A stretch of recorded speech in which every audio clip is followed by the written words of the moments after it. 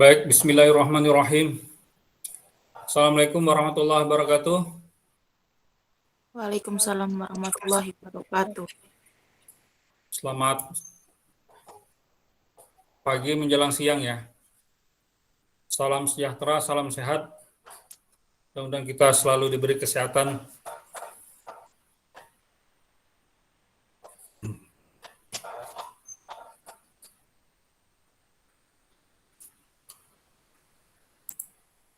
Baik, hari ini mata kuliah perencanaan bangunan air buangan. Kita langsung masuk ke perhitungan debit air limbah ya. Jadi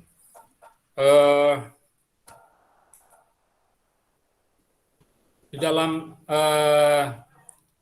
perencanaan bangunan air buangan ini kita harus mengingat kembali bahwa di dalam sistem pengelolaan air limbah terpusat atau sistem pengelolaan air limbah domestik terpusatnya SPAL-DT ya, itu ada yang disebut dengan subsistem dan subsistem pengumpulan. Kalau subsistem itu masih berada di dalam pekarangan ya, masih dalam pekarangan atau masih dalam area atau kawasan atau masih berada dalam lingkungan suatu pemukiman. Misalnya subsistem pelayanan air buangan,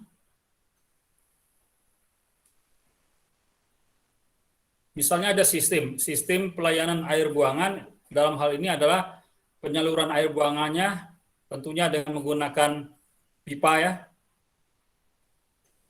Di kawasan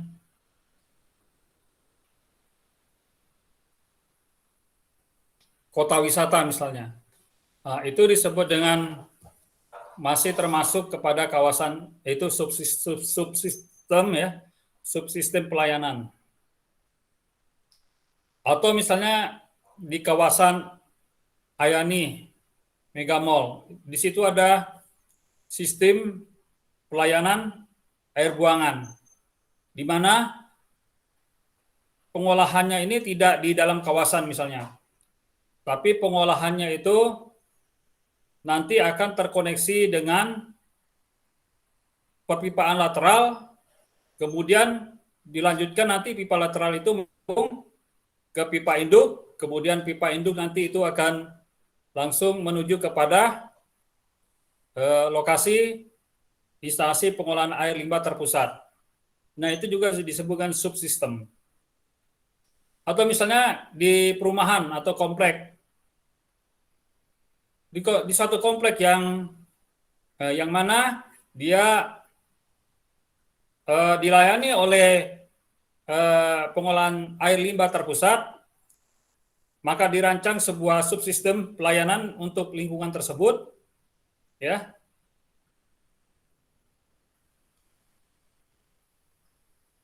Yang mana nanti pipa yang berada ya, pipa yang paling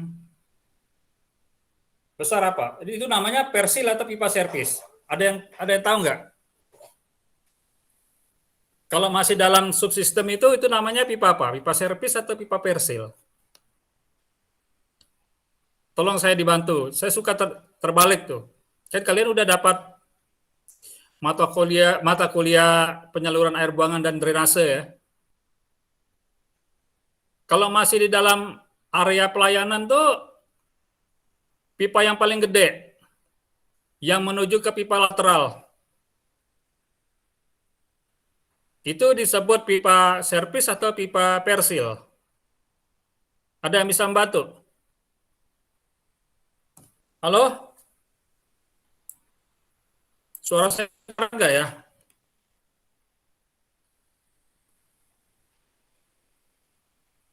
Tadi itu siapa ya yang menjawab soal terkait dengan sampah tadi itu bagus ya namanya. Namanya siapa tadi itu ya?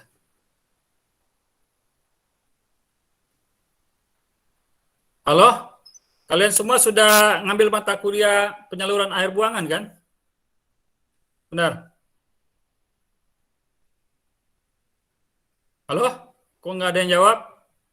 Sudah, Pak. Nah, sudah.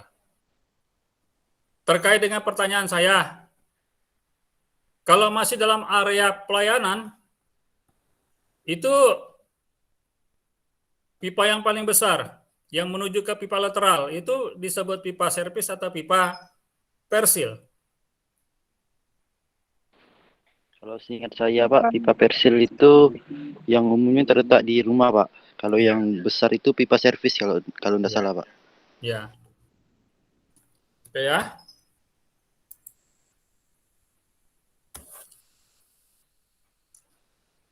Nah, nanti subsistem pengumpulan itu sudah berada di luar dari area pelayanan. Nah, biasanya tidak langsung penghubung disambungkan ke pipa, tapi dia biasanya ada menggunakan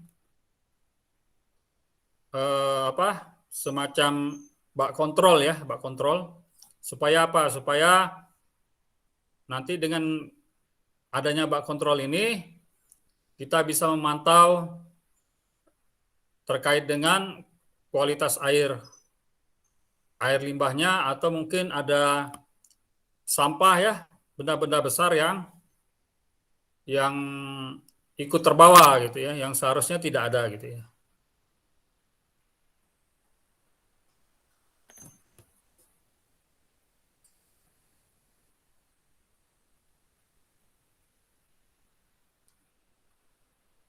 Ya, udah jelaskan ini tadi subsistem. Jadi dalam konsep pengelolaan air buangan terpusat itu sampah air limbah yang kita kenal dengan black water yang dari aktivitas di WC ya, buang air besar, buang air kecil, buang air sedang,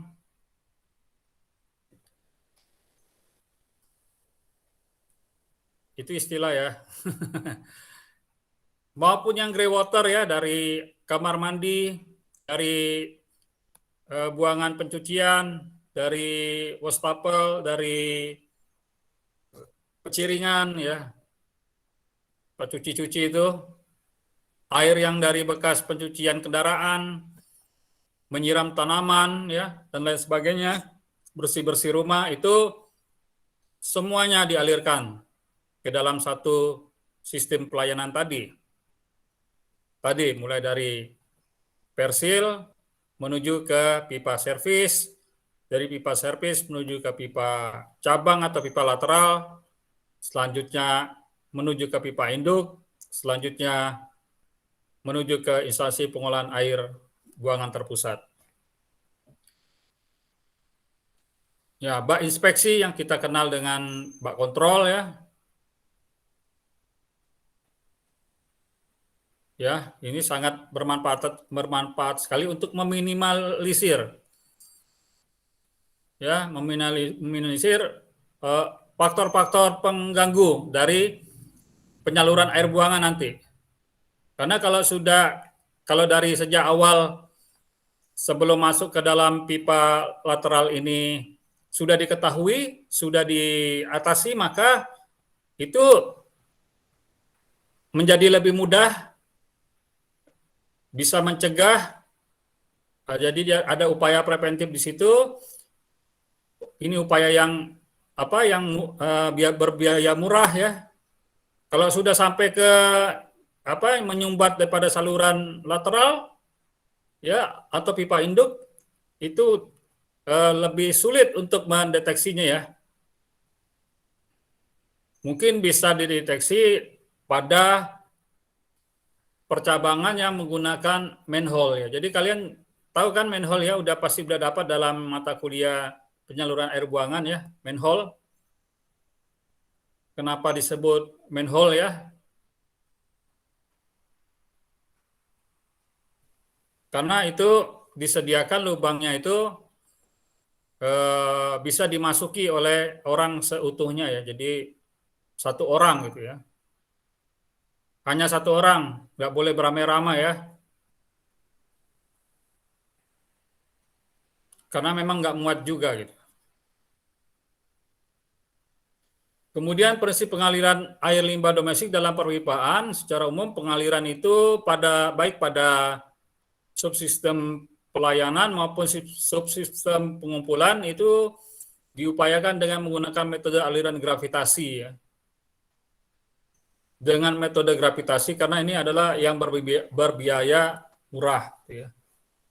Dan mudah dalam pengoperasian dan perawatannya. Nah, untuk menciptakan aliran gravitasi itu mungkin kalian di mata kuliah hidrolika sudah pernah mendapatkan rumus Manning ya atau rumus-rumus lainnya. Di situ ada komponen S atau kemiringan ya, kemiringan pipa di situ. Supaya apa? Supaya aliran itu berkisar antara 0,6 sampai dengan 3 meter per detik. Jadi tidak boleh di bawah 0,6 karena dikhawatirkan nanti padatan-padatan yang terkandung di dalam air limbah yang dialirkan itu tertinggal ya, kemudian nanti lama-kelamaan kalau tertinggalnya lama bisa mengerak dan lain sebagainya ya. Nah, itu berkisar antara 0,6 hingga 3 meter per detik. Sehingga semua materialnya baik yang dalam bentuk cairan maupun padatan itu bisa mengalir sampai ke IPAL.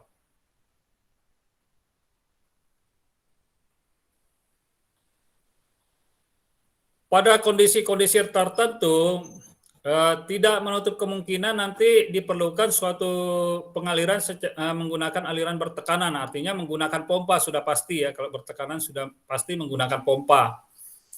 Itu jika subsistem pelayanan itu berada pada kontur atau pada elevasi yang lebih rendah dibandingkan dengan subsistem pengumpulan. Mau tidak mau ya menggunakan pompa di situ.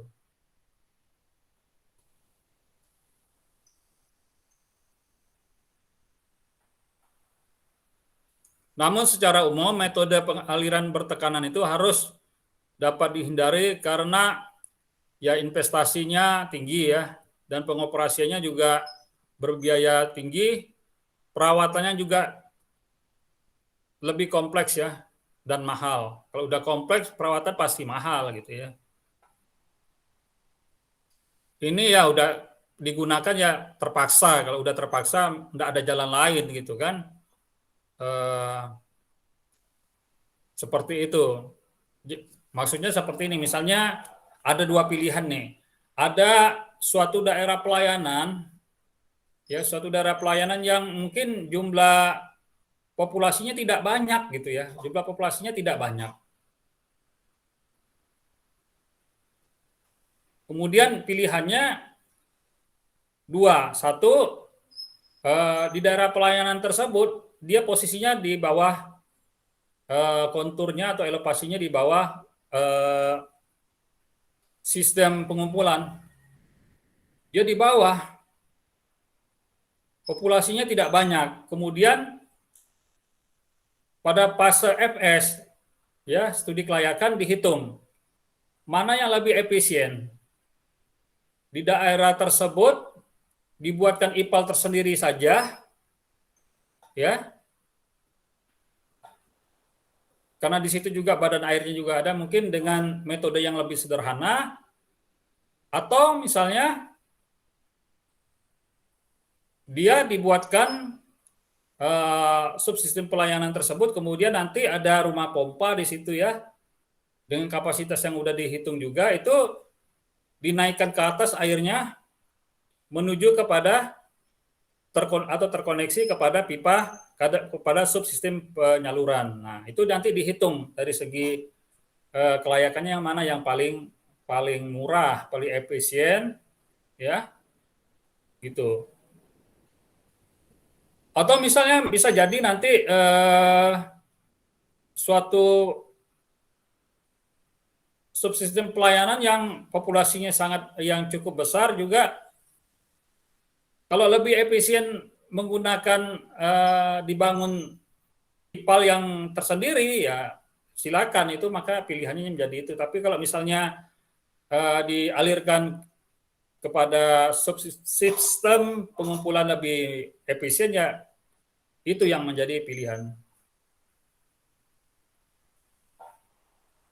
Jadi kalau misalnya dengan aliran gravitasi, yaitu dengan mengandalkan kemiringan, tentunya ya, kalau tidak ada kemiringan ya nggak bisa ngalir. Kalau yang bertekanan, otomatis ya ada perbedaan tekanan antara titik yang 1 dan titik 2, di mana titik 1 itu tekanannya harus lebih tinggi daripada titik kedua, baru airnya bisa mengalir.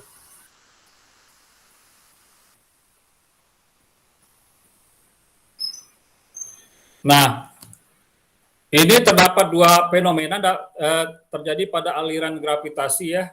Bisa nanti ini sama-sama menggunakan sistem perpipaan, tapi ada yang aliran gravitasinya penuh ya, artinya di dalam pipa tersebut itu terisi penuh. Tapi tidak juga bisa dikatakan itu sebagai aliran bertekanan. Ya, penuh sih penuh airnya ya, tapi dia tetap secara gravitasi. Dan juga aliran secara gravitasi parsial ya,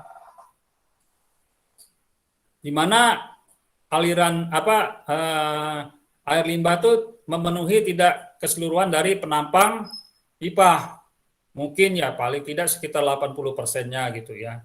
Maka nanti kita mengenal istilahnya diameter, yang disebutnya diameter full atau diameter ya, D full atau D 80% atau D 60% gitu ya.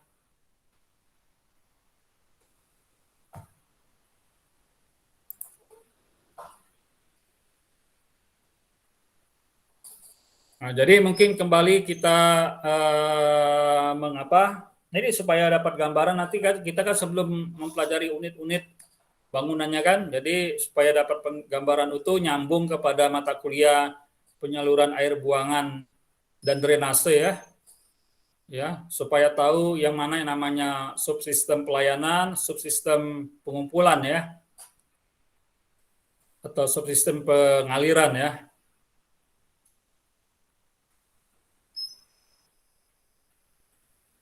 Ya nanti itu kita mengingat kembali mata kuliah hidrolika ya, atau juga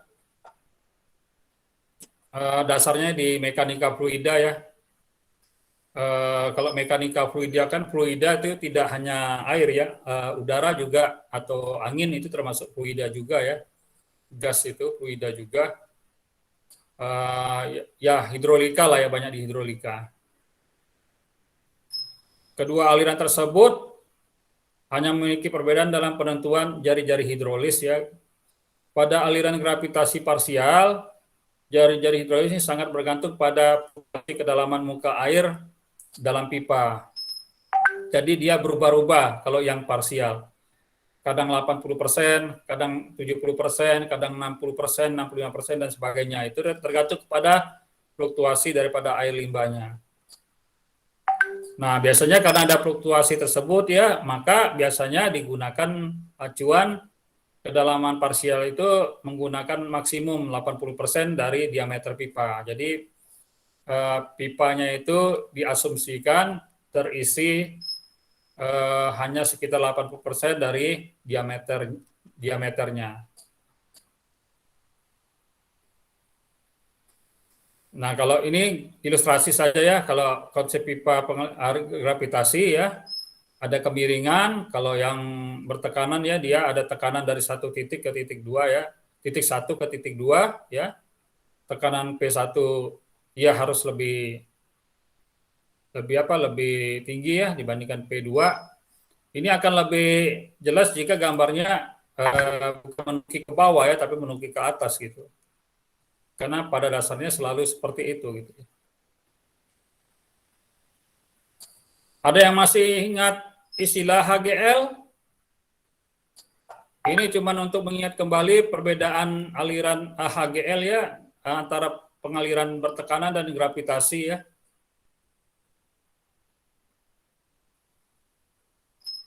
Ada yang masih ingat? Apa itu HGL?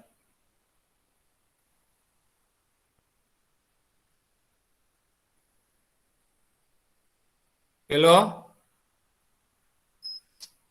Halo? Lupa, Pak. Semester berapa ya? Hidrolika.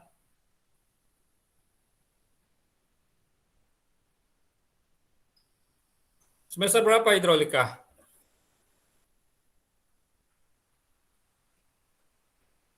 Atau belum ngambil kah? Semester 3, Pak. Semester 3 ya? Sekarang kalian semester berapa? Semester 5, Pak. Terlalu cepat lupa nih.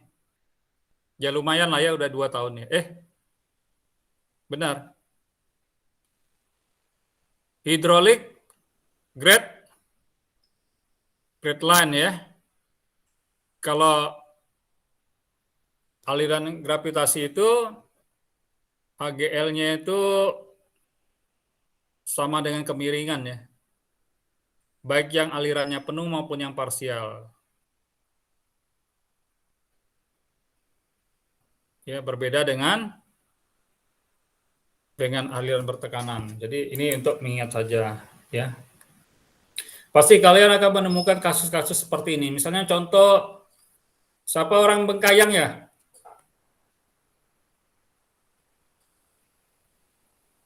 Ada orang Bengkayang nggak di sini? Halo? Saya ke Baten nih, Jak, Pak. Tapi pernah kan ke Kota Bengkayang? Pernah, Pak. Murbari pernah, Pak. Pernah kan nih yang kalau kita misalnya dari arah pasar menuju ke kantor bupati itu kan ada pemukiman yang di bawah gitu kan? Iya, Pak. Nah, yaitu tadi ya di mata kuliah di pertemuan yang sebelumnya itu betapa pentingnya kita menentukan di mana tapak ipalnya itu di mana. Karena itu menjadi pertimbangan yang paling penting jika kita mau konsisten, mau dari sejak awal sudah mempertimbangkan untuk menghindari kita menggunakan aliran bertekanan sehingga bisa nanti semuanya dilayani dengan aliran secara gravitasi gitu. Kecuali nanti misalnya keterbatasan lahan ya, sehingga mau tidak mau nanti ada kondisi tadi yang saya ceritakan, sebagian dari subsistem pelayanan itu dia berada di elevasi yang berada di bawah dari elevasi subsistem pengumpulan dan juga di mana IPAL itu berada gitu. Nah, ini tahapan perencanaan subsistem pelayanan dan subsistem pengumpulan SPAL DT ya. Pertama, menentukan daerah pelayanan. Jelas daerah pelayanan itu harus benar-benar teridentifikasi dengan akurasi yang tinggi gitu ya. Karena apa? Dengan kita menentukan daerah pelayanan, maka kita bisa untuk berikutnya maka akan ikut tuh pertimbangan terkait dengan berapa orang yang mau kita layani, berapa bangunan yang akan dilayani untuk sistem pengelolaan air buangan terpusat ini, dan untuk meninjau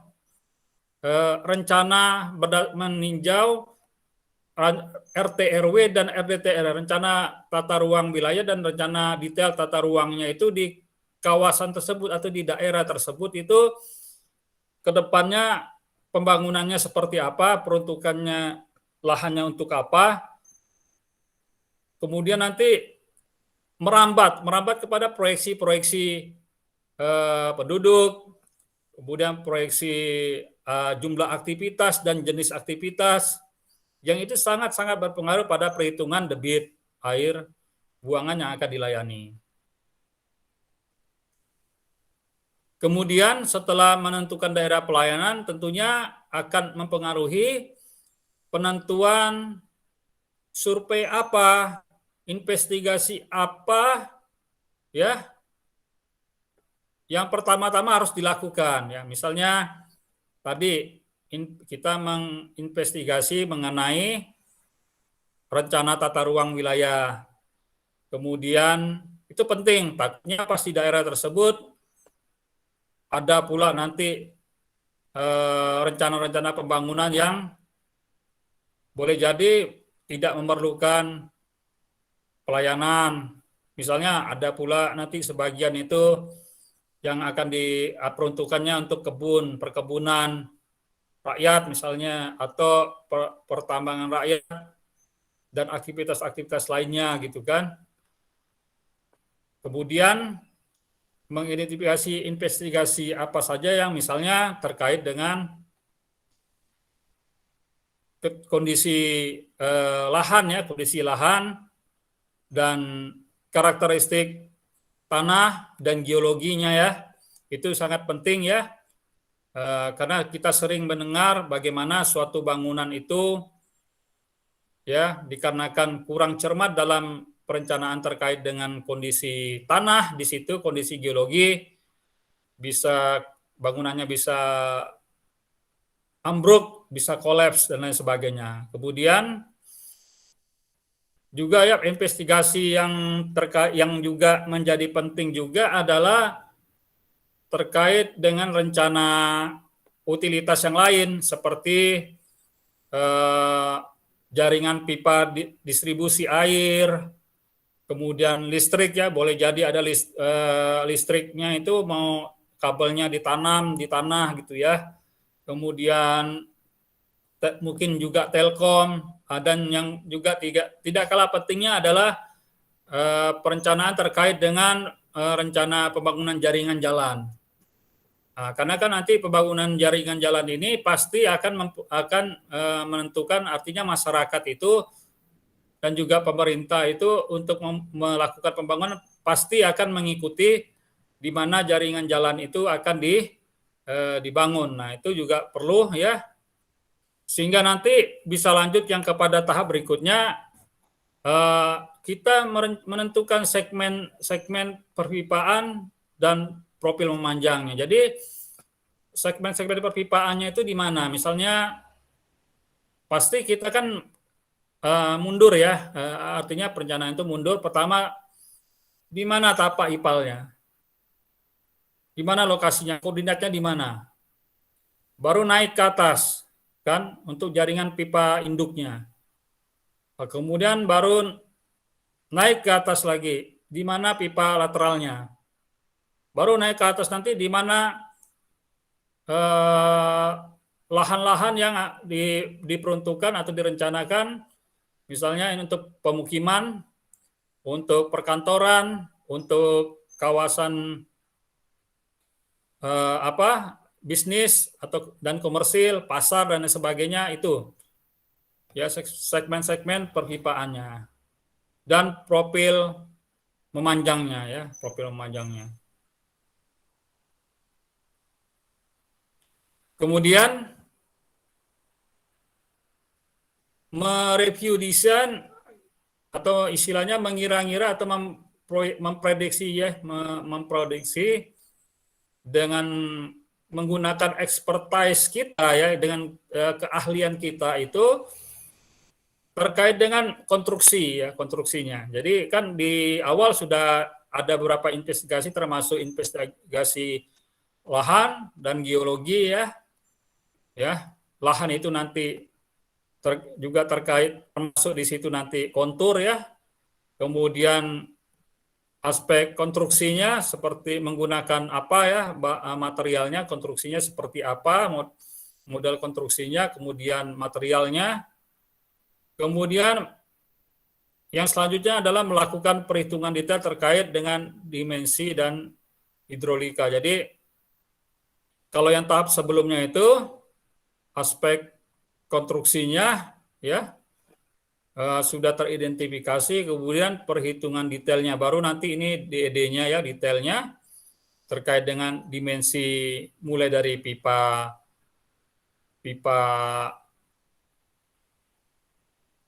lateral, pipa induk ya.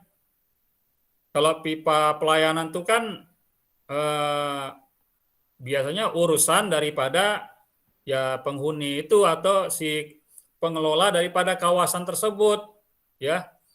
Nah, biasanya di dalam perencanaan itu karena kita sudah dapat gambaran terkait dengan rencana jaringan jalan, kemudian utilitas lainnya gitu kan. Maka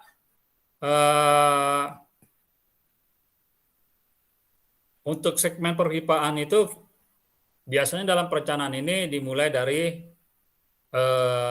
pipa lateralnya.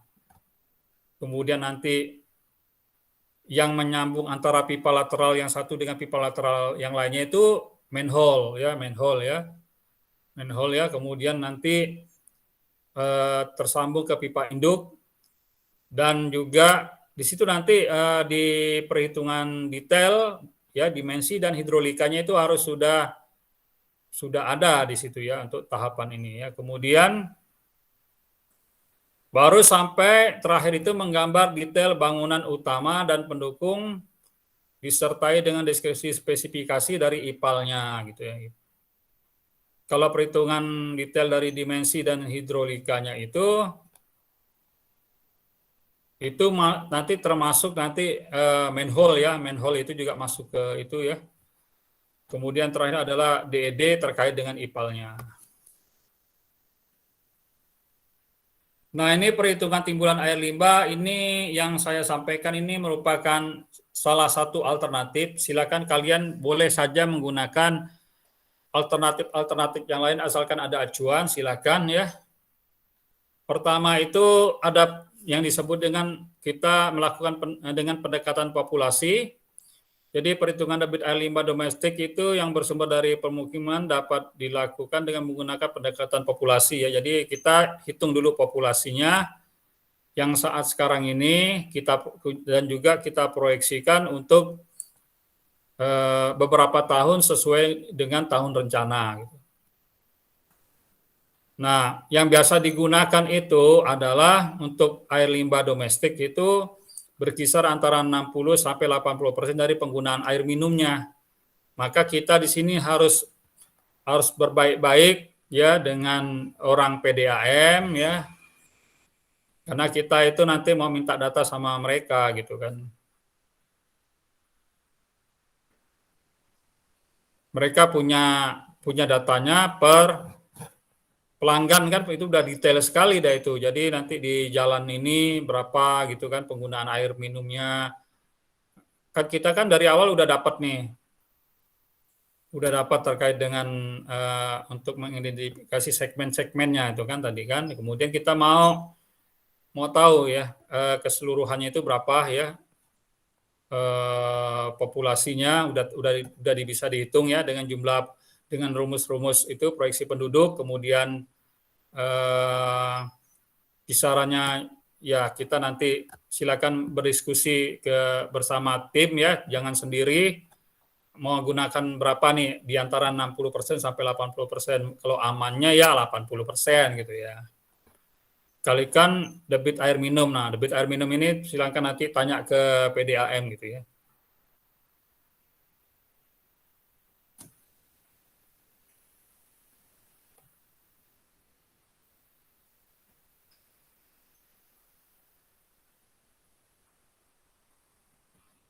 Nah, ini contoh saja penggunaan air minum ya berdasarkan jenis kegiatan, tapi alangkah lebih tepatnya ya, lebih akurat lagi kalau kita nanya ke PDAM aja gitu.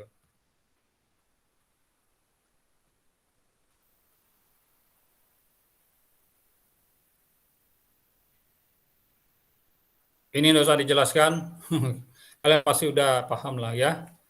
Kemudian yang kedua adalah pendekatan populasi ekivalen.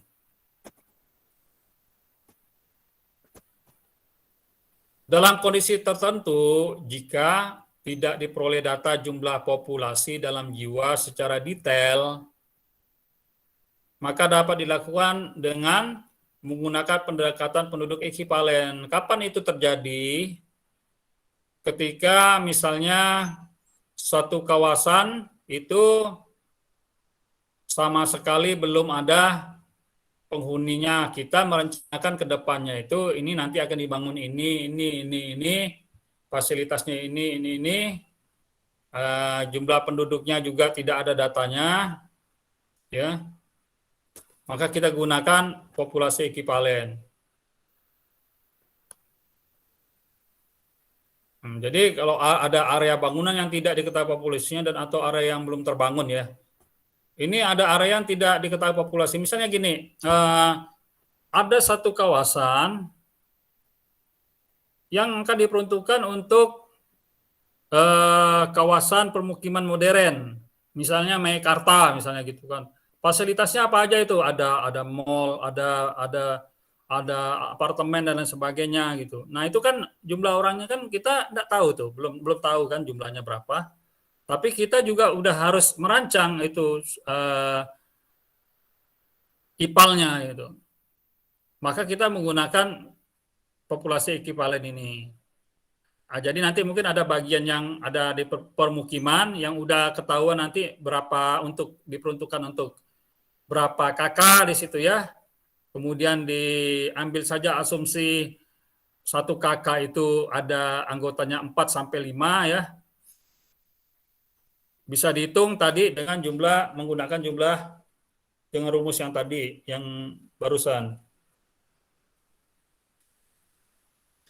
Tapi kalau untuk apartemen, nah, gimana kan? Kan tidak ada kepastian.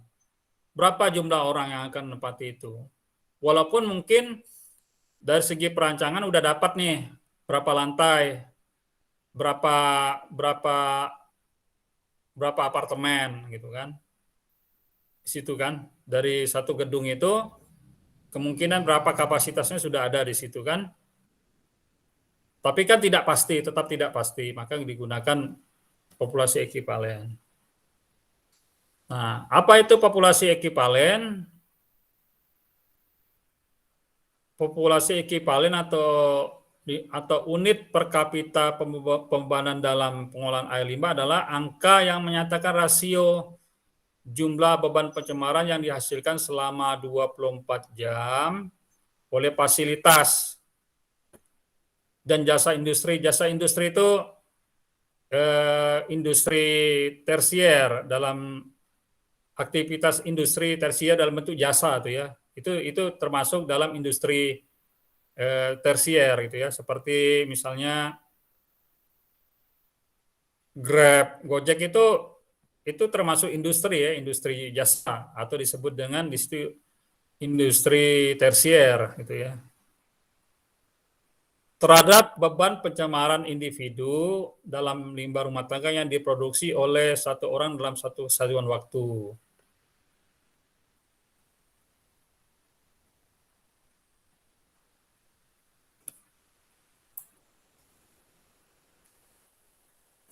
Nah, untuk area yang belum terbangun, maka pendekatan penduduk ekivalen dapat dilakukan dengan melakukan juga analisis terhadap tadi ya, kita harus dapat gambaran mengenai RT RW. Jadi kan kita mau memprediksi ke depan ini kan belum ada nih penduduknya seperti apa. Tapi udah ada di situ peruntukan ini ya, peruntukan untuk akan dibangun hotel, akan dibangun ruko, akan dibangun dan sebagainya gitu kan udah ada itu ya di RDTR terutama ya di RT RW itu untuk peruntukan lahannya ya itu di mana pemukiman, di mana untuk perkantoran, di mana untuk untuk kawasan pokoknya kawasan budidaya, kemudian kawasan ini udah ada di situ kemudian didetailkan di dalam RDTR. RDTR kabupaten dan kota.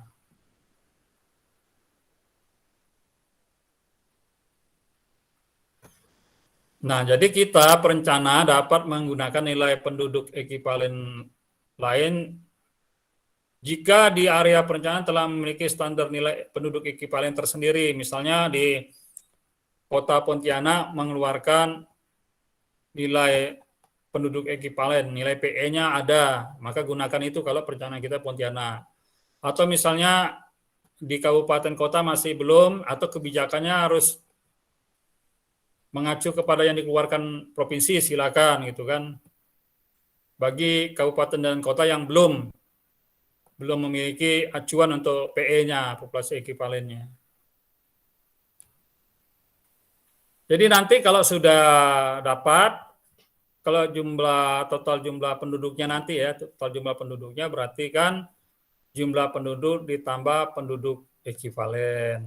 Seperti itu.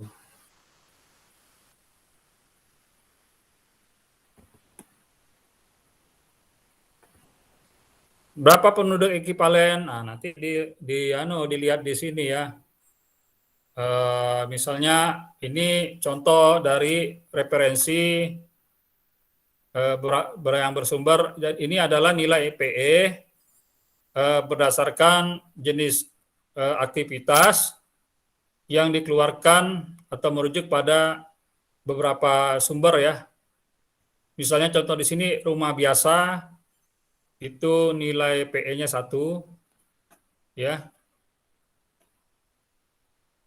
Berarti kalau dia misalnya jumlah penduduknya sekian, kemudian udah diperoleh nih, udah dapat nih, nanti yang akan dibangun rumah biasa itu sekitar berapa? Sekitar 10 atau sekitar 100 lah kata 500 gitu. Ada 500 rumah biasa, maka nilai PE-nya kan dikali 1, berarti jumlah penduduknya itu misalnya 10.000, kemudian nanti ini ada rumah, kalau rumah biasa ya itu ya yang menggunakan tadi itu perhitungan jumlah penduduk. Misalnya nanti ada apartemen gitu. Apartemen ini berapa nilai PE-nya gitu. Nilai PE-nya berapa? Berarti kan kalau dia 10.000, nilai PE-nya itu untuk apartemen karena dia misalnya ada satu apartemen itu dikalikan 1,67 dari populasi penduduk itu gitu. Kan dia rasio. Demikian juga untuk aktivitas yang lain. Nah, di sini contoh yang lain juga, saya lupa menuliskan, ini sumbernya ada di kolom yang paling akhir ya.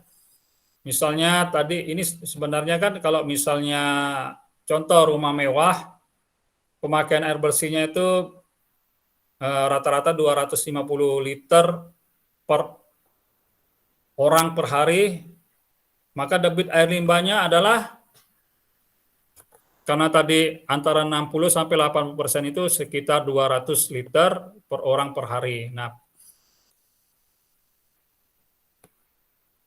kalau seandainya tidak dapatkan datanya atau pada di kawasan tersebut baru direncanakan, sekian rumah mewah, maka kita kalikan dengan faktor 1,67 gitu ya. Dan seterusnya untuk kegiatan-kegiatan yang lain.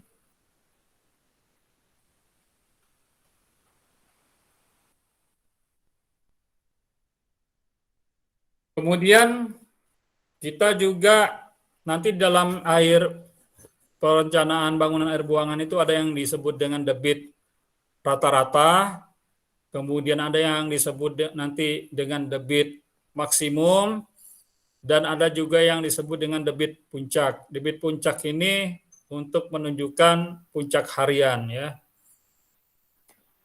Nah, untuk menentukan debit puncak harian ini ada beberapa metode yang bisa digunakan. Pertama adalah metode 10 state standard, metode Harmon, metode Babbitt ya, yang dikeluarkan oleh Harold Babbitt itu. Mungkin kalian pernah belajar plumbing ya, ada buku yang disusun oleh Harold Babbitt kalau tidak salah saya. Dan yang selanjutnya adalah Fedorov. Tapi dalam perkuliahan ini kita menggunakan metode Babbitt dan 10 state standard saja ya, sudah cukup.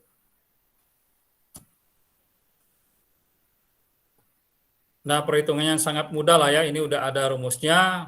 Kita cukup mengenal apa istilah, kalau P itu adalah populasi, jumlah populasi, PF itu faktor puncak ya, peak factor ya, itu PF itu singkatan dari peak factor ya. Jadi kita hitung dulu peak factornya berapa ya, menggunakan metode yang kita pilih itu ya, cukup mudah, ini untuk pengenalan saja. Nah, untuk tahap perhitungan debit puncak ya, di situ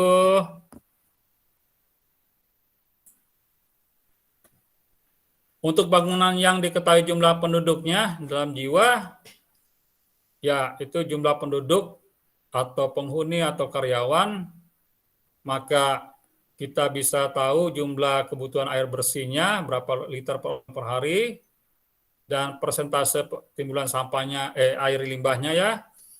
Kemudian ya itu berkisar 60 sampai dengan 80%. Kemudian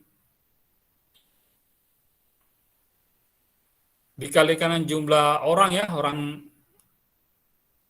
jumlah orangnya, maka kita dapatkan debit air limbahnya. Nah, untuk bangunan yang tidak diketahui jumlah penduduknya tadi ya, bangunan yang baru mau dibangun nih, atau rumahnya yang udah dibangun tapi penghuninya belum ada karena tidak laku-laku gitu ya. Nah, itu kita lihat tipe bangunannya atau fungsi bangunannya. Nah, baru kita akan lihat total nilai penduduk ekivalennya. Itu udah menggunakan tabel yang tadi ya. Baru kita hitung kebutuhan air bersihnya ya. Kan tadi udah ketahuan tadi ya, tipe bangunan dan fungsi bangunan. Kemudian total nilai penduduk ekivalennya itu udah teridentifikasi, dan kebutuhan air bersihnya itu tadi berdasarkan tipe bangunan dan fungsi bangunannya kan kita juga bisa dapat menggunakan persentase 60-80% juga, maka timbulan air buangan per orangnya kita tadi berdasarkan tipe bangunan dan fungsi bangunan kita sudah tahu juga, kita dapatkan debit air limbahnya. Nah, kemudian selanjutnya juga untuk area yang tidak diketahui jumlah penduduk jiwanya juga menggunakan total penduduk ekivalennya. Ini biasanya kita menggunakan data dari RT, RW, dan RDTR tadi terkait dengan fungsi lahan. Jadi fungsi lahannya itu udah ada ya di situ ya, di dalam dokumen tersebut. Baru kita prediksikan total nilai penduduk ekivalennya ya, dari di situ pasti ada nanti aktivitas domestik, non domestik itu, kemudian nanti ditotalkan berapa total dari nilai penduduk ekivalennya ya, kemudian kebutuhan air bersihnya berapa ya, kemudian sama dengan tadi kita kalikan faktor 60-80%, dan timbulan airnya itu berdasarkan dari jenis fungsi lahannya.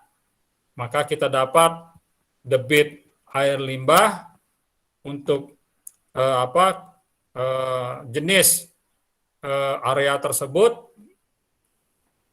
Baru dari ketiga itu didapatkan subtotal itu kita rata-ratakan berapa, ya, dan kita kalikan dengan faktor puncak. Nah, faktor puncaknya itu menggunakan faktor puncak yang umum atau alternatif menggunakan 10 state standard dengan menggunakan rumus Babbitt.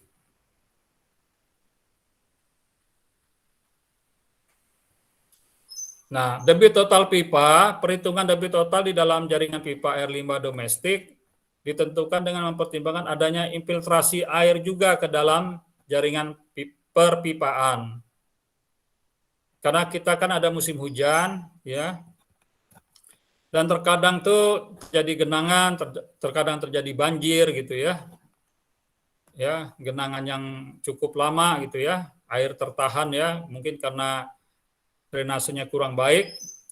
Makanya perlu sekali kita harus perhatikan jika kita mau menerapkan sistem subsistem penyaluran ya untuk IPAL terpusat ini juga harus ditunjang dengan infrastruktur drainase yang baik ya, supaya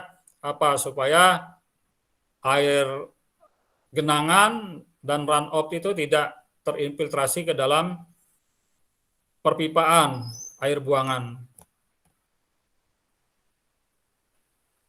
Nah, memang terkadang itu sulit untuk dihindari.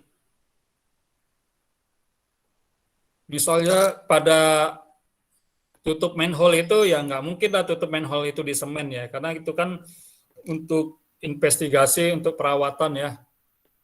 Pasti dia ada celah. Nah, celah itu pasti bisa dimasuki oleh air yang mungkin mengalir atau air hujan deras yang jatuh ya di atasnya gitu ya.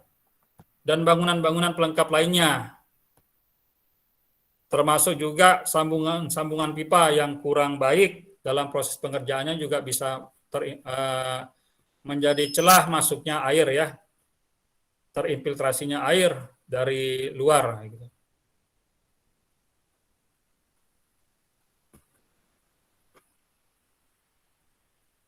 Dan juga pengaruh yang lain adalah jenis material pipa yang digunakan atau juga material sambungan yang digunakan ya. Misalnya kualitas pipa, misalnya HDPE itu kan yang paling bagus ya karena dia kuat.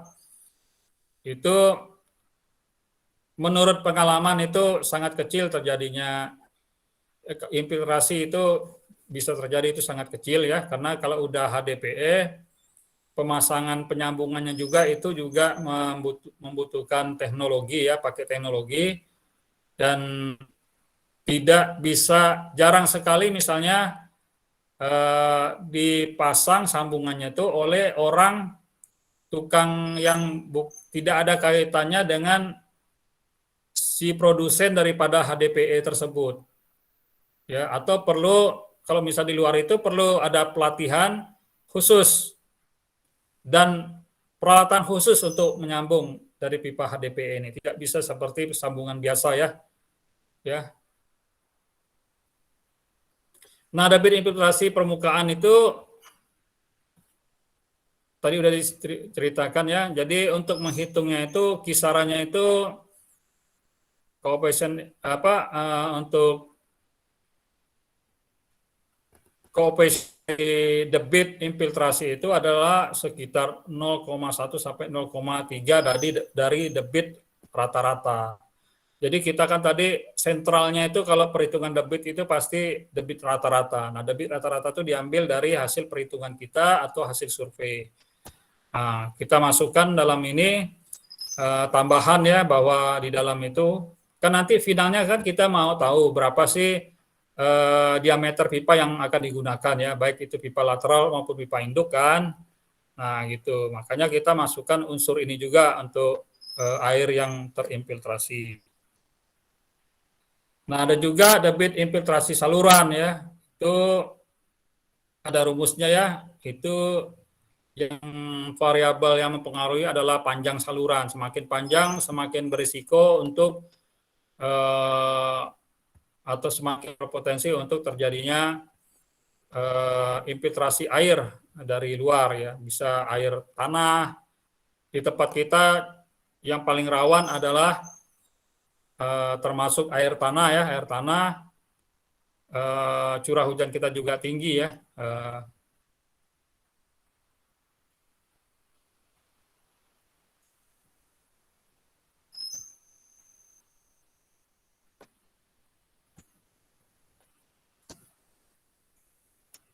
Baik ya, sudah cukup jelas.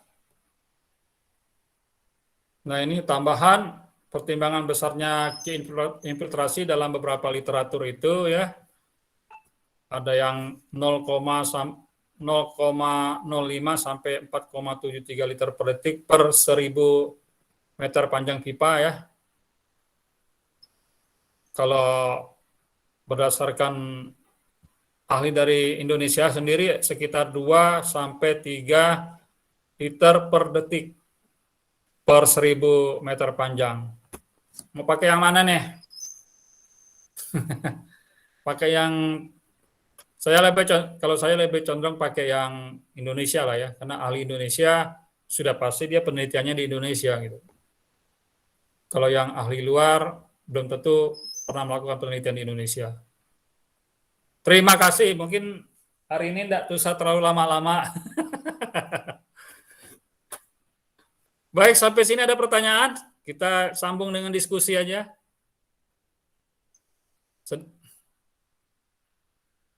Halo? Pak, Ya. boleh nanya aja Pak, tapi yang laporan nih Pak, wilayah perencanaan ini kami yang menentukan atau Bapak Pak, terus asistensinya bisa dimulai kapan nih Pak ya? Baik-baik. Terima kasih Pak. Ini sebenarnya harus diawali dari saya gitu kan. Kalau di yang sebelum-sebelumnya itu memang saya itu menyediakan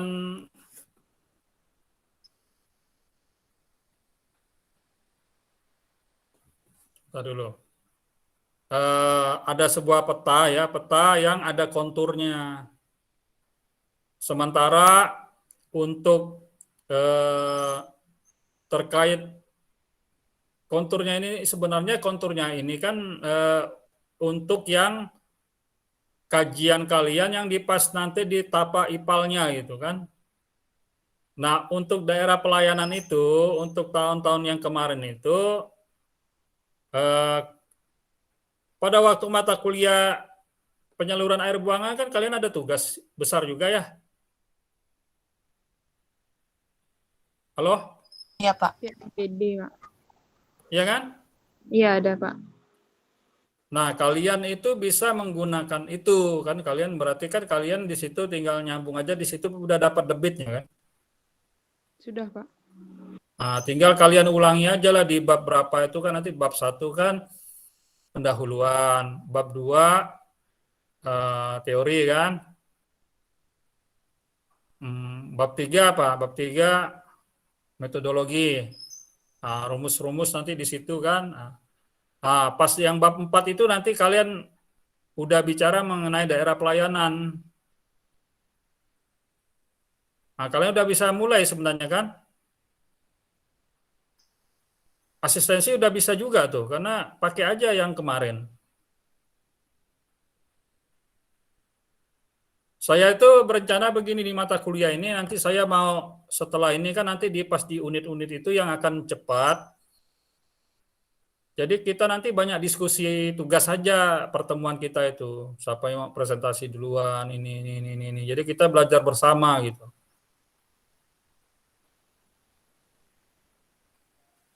Gimana, paham nggak? Ada yang masih mau ditanyakan?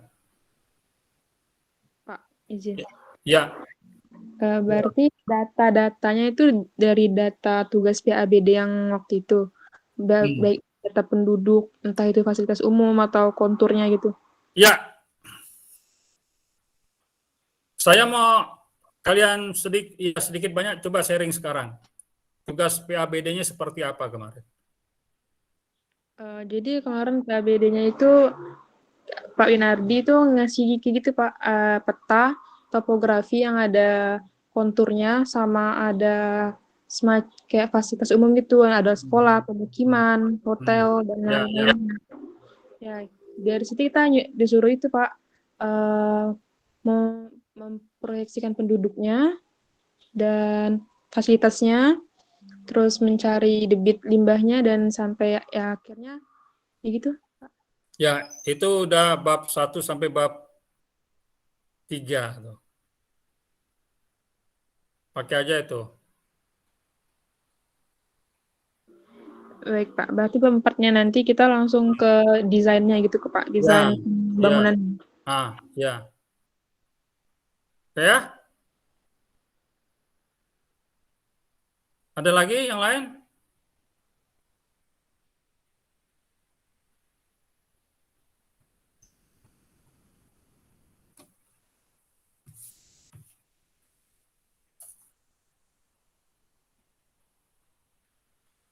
Ada yang lain?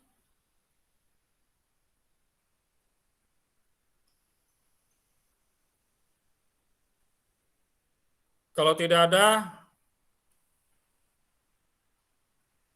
boleh kita sudahi saja mata kuliah ini, pertemuan hari ini. Lebih kurangnya mohon maaf. Wabillahi taufiq wal hidayah. Wassalamualaikum warahmatullahi wabarakatuh. Waalaikumsalam. Terima kasih, Pak. Terima kasih, Pak. Terima kasih, Pak.